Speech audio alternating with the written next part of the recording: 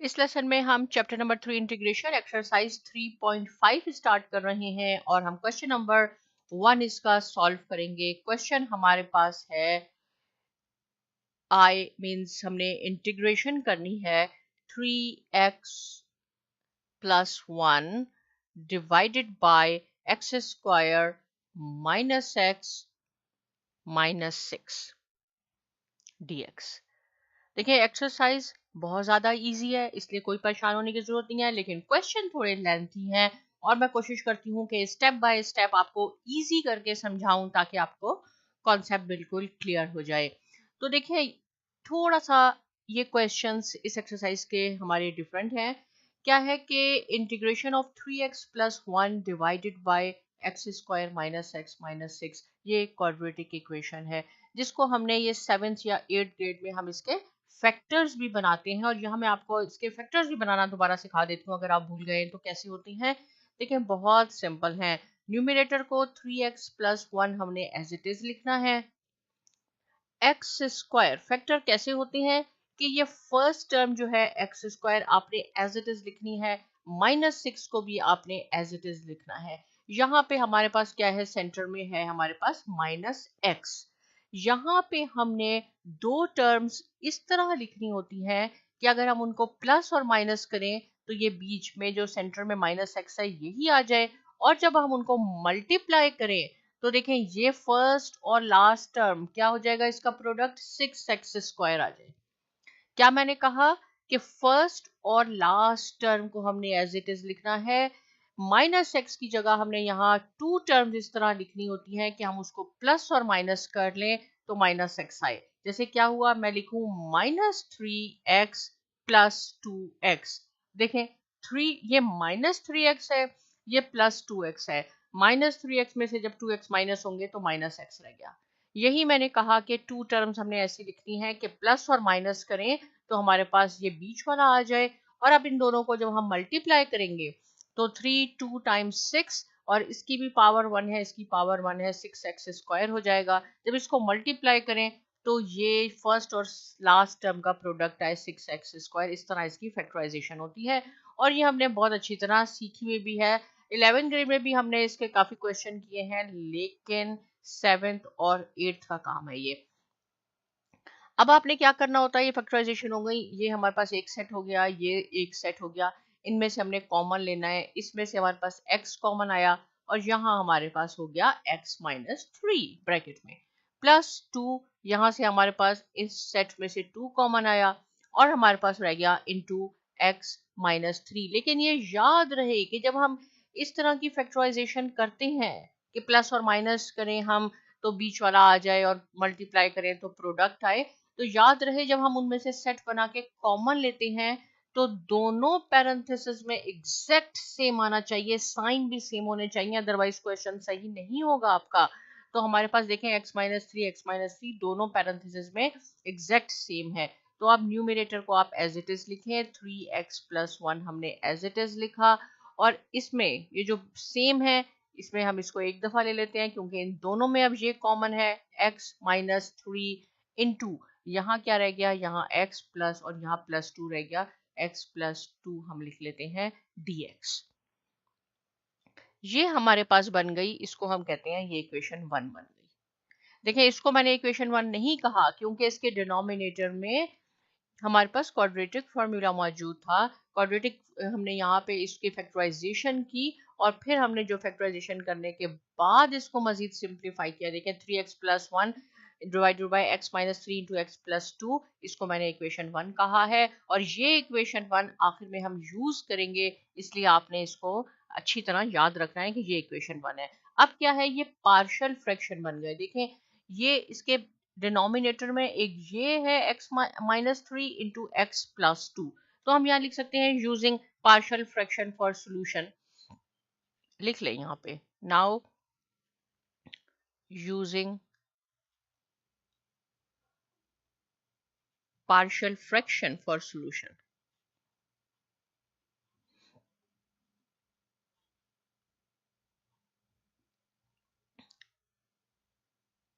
हमने सॉल्यूशन करना है, सॉल्व करना है, यहाँ हम लिख लेते हैं। तो क्या हो जाएगा यहाँ पे, देखें 3x प्लस 1 डिवाइडेड बाय मैंने क्या अभी हमने फाइंड आउट किया था x minus 3 into x plus 2। एक दफा मैं आपको दोबारा दिखाती हूँ, यहाँ पे ये देखें, इसकी हमने इंटीग्रेशन करनी है, लेकिन हम पार्शियल फ्रैक्शन से जिसको सॉल्व कर रहे हैं, तो अभी हम इसकी इंटीग्रेशन नहीं करेंगे, हम सिर्फ ये फंक्शन कंसीडर कर रहे हैं। ये इंटीग्रेशन का साइन हम अभी कंसीडर नहीं कर रहे, इसको हम आखिर में करेंगे। तो देखें ये कैसे हो जाएगा, इज इक्वल टू, ये किसके इक्वल होता है, इसको हम लिखते हैं a ओवर ये जो एक है x माइनस 3, ये जो हमारा फर्स्ट फैक्टर था, प्लस पार्शियल फ्रैक्शन में हम इस तरह करते हैं, और ये हमने 11th ग्रेड में आपने अच्छी तरह पढ़ा होगा, आई बिलीव कि चैप्टर नंबर 5 में।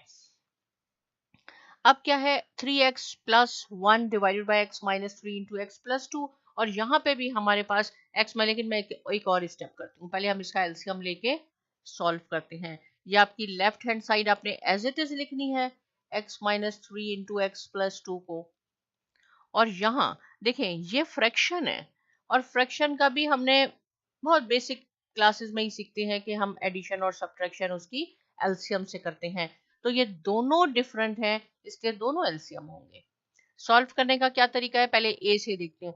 यहाँ है x माइनस 3, एक्स माइनस 3, ये यहाँ से कैंसिल हो गए, तो a मल्टीप्लाई बाय सिर्फ x प्लस 2 रह गया।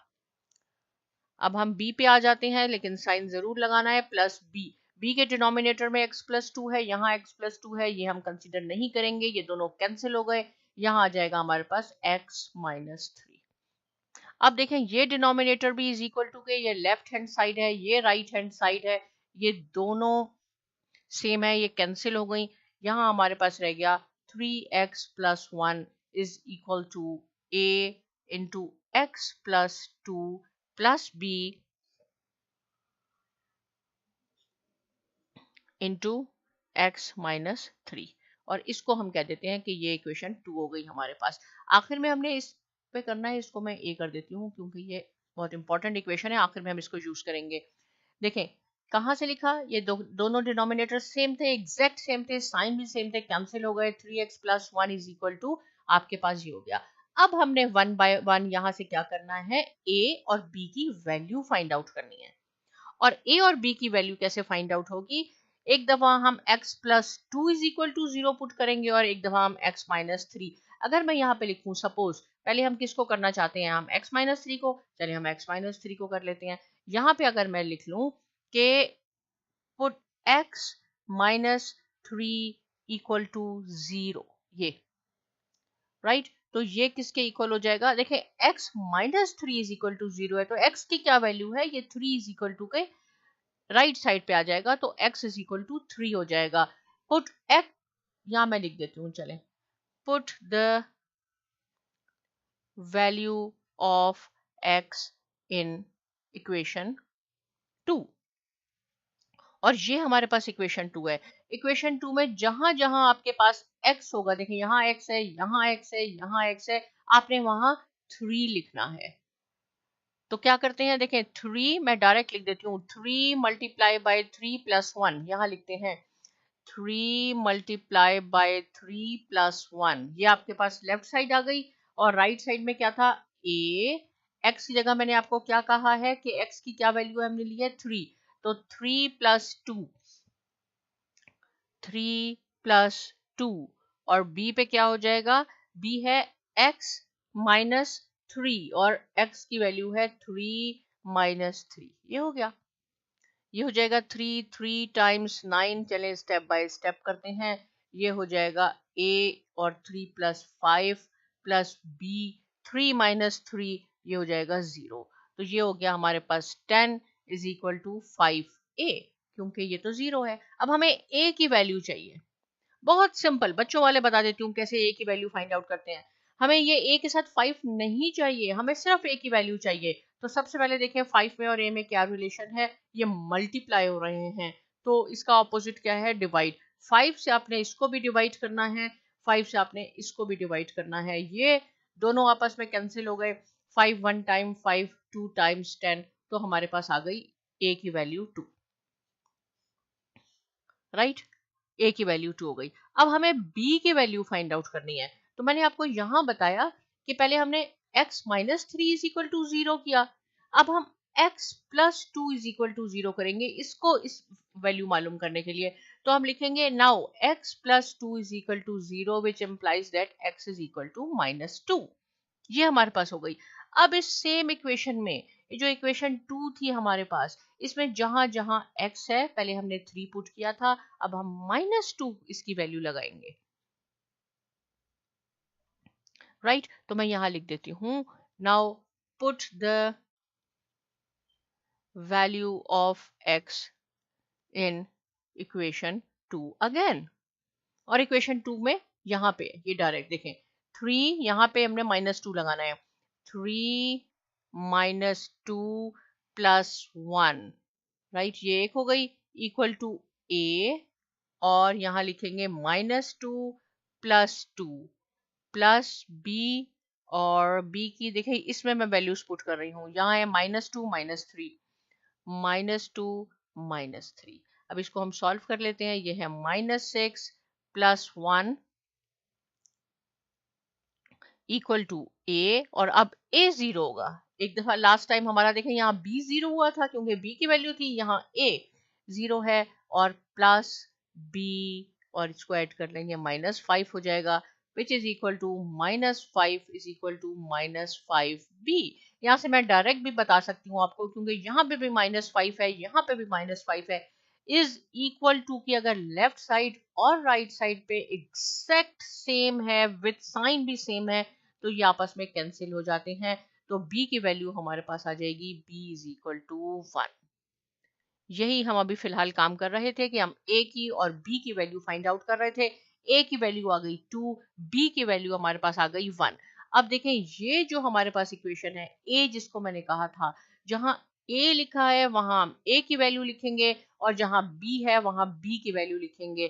a की वैल्यू क्या है हमारे पास 2, राइट। अब मैं यहां लिख भी सकती हूं कि नाउ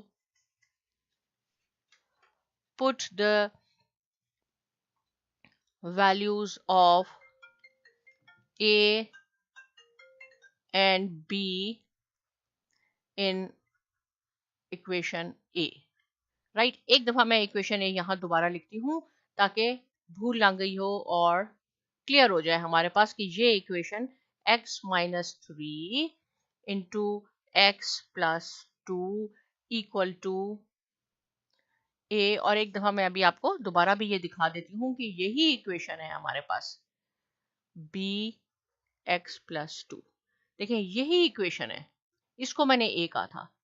ये पार्शियल फ्रैक्शन से किया हमने, a और b की वैल्यू फाइंड आउट कर ली। अब इसमें हम a और b की वैल्यूज हम सिंपल पुट कर लेंगे तो क्या हो जाएगा, इस साइड को तो आप एज इट इज लिखा रहने दें 3x plus one x minus three x plus to. और मैंने आपको कहा ये क्वेश्चन लेंथी है, आपकी अटेंशन चाहिए, अदरवाइज कोई इनमें प्रॉब्लम नहीं है। देखें a की वैल्यू थी 2 divided by x minus three, और b की वैल्यू हमने अभी कैलकुलेट की है 1x प्लस टू। अब देखें ये जो इक्वेशन 1 थी, राइट, ये क्या हमारे पास बन गई। अब मैं इसको इंटीग्रेशन का साइन लगा के आपको बताती हूँ कि अब हमने इसकी इंटीग्रेशन शुरू करनी है क्योंकि इसकी हमने जो भी सिंप्लीफिकेशन करनी थी वो हमारा सारा कंप्लीट हो गया है। dx देखें ये हमारे पास था क्वेश्चन 3x प्लस वन, और इसको हमने सिंप्लीफाई करके 3x plus one divided by x minus three into x plus to, इसको मैंने 1 कहा था। अब जब हमने इसको सब एक पार्शियल फ्रैक्शन से सिंप्लीफाई किया तो ये किसके इक्वल आ गया, ये सारा ये जो क्वेश्चन था हमारा ये इसके इक्वल आ गया। तो मैं लिख सकती हूँ कि इसकी ये इक्वल टू ये। अब हम इसको कंसीडर नहीं करेंगे क्योंकि हमने इसको सॉल्व कर लिया है और ये इसके इक्वल है, तो हमने इसकी ही इंटीग्रेशन करनी होगी।